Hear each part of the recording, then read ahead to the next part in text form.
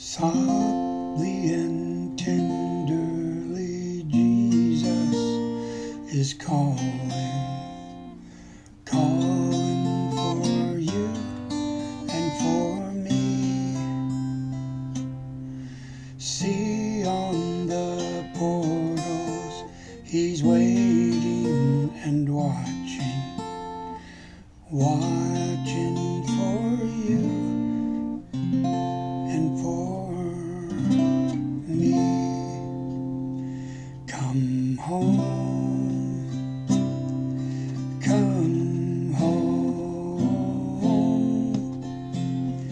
ye who are weary, come home.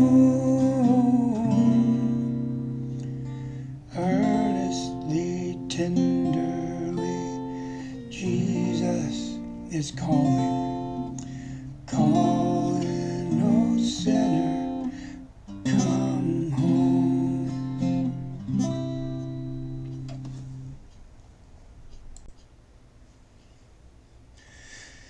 Well, so today we're looking at, oh goodness, I didn't realize that would block the whole picture. Now my head, there we go, I'm back.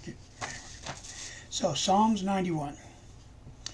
And I've been thinking about this off and on throughout the week and today.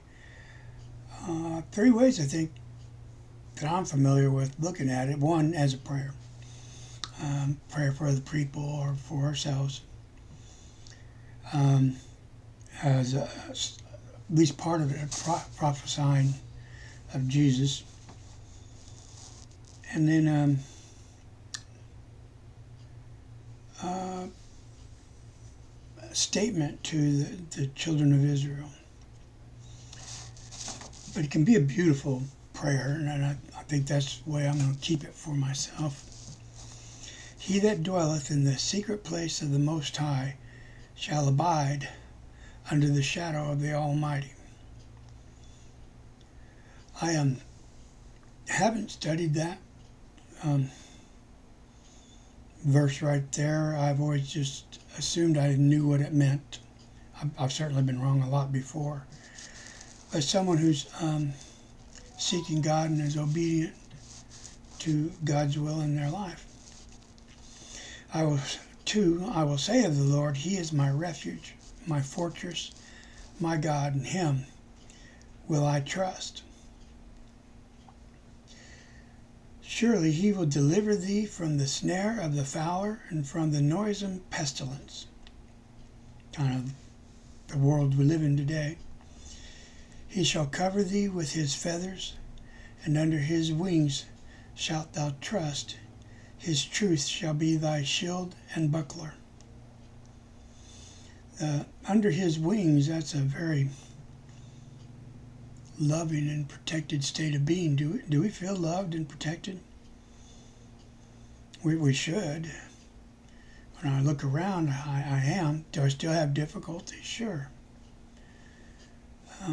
Thou shalt not be afraid of the terror by night, nor for the arrow that flieth by day. That doesn't describe me, does it? I'm afraid of everything. All the more reason to run up underneath the wings of the Father and to stay protected. So I'm not afraid when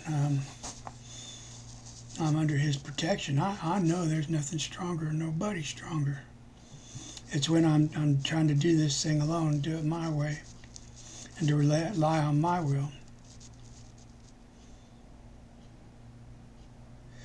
Nor for the pestilence that walketh in darkness, nor for the destruction that wasteth noonday.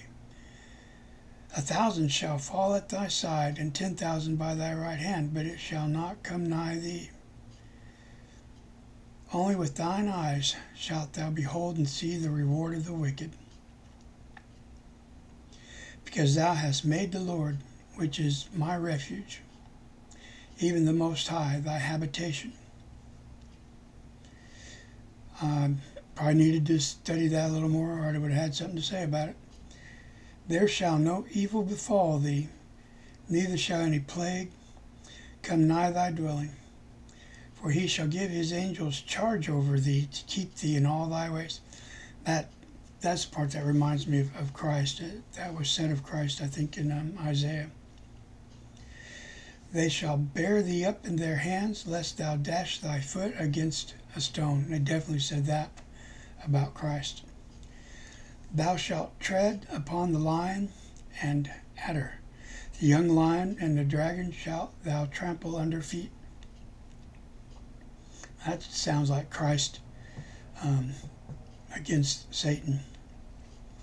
Because he hath set his love upon me, therefore I will deliver him. I will set him on high, because he hath known my name.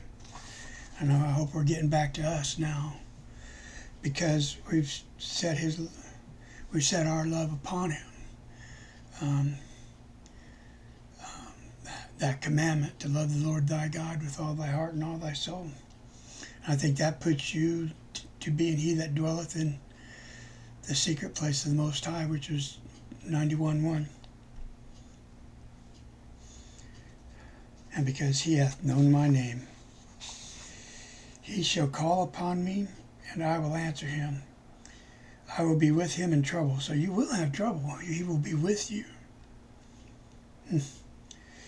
I will deliver him and honor him. With long life will I satisfy him and shew him my salvation. Well, the older I get, the more the idea of long life is desirable. Yeah. But you know, as I read these things, it reminds me of my earthly father. And I told this story in church one time about we'd been up in the mountains, and the whole family went down, and I got scared, and I sat down. I was a little boy, probably 4 years old. And I could see them way down there towards the bottom where they'd gotten to the flat. And they looked up, and my dad come running back up. He picked me up and put me on his shoulders and started running down the mountain in big bounds, kind of bouncing. And while I've said it's my nature to be scared, when my father put me up on his shoulders, I wasn't scared of nothing. And I was laughing and having a good time. And to be honest with you, I haven't been afraid of a mountain since. That's all.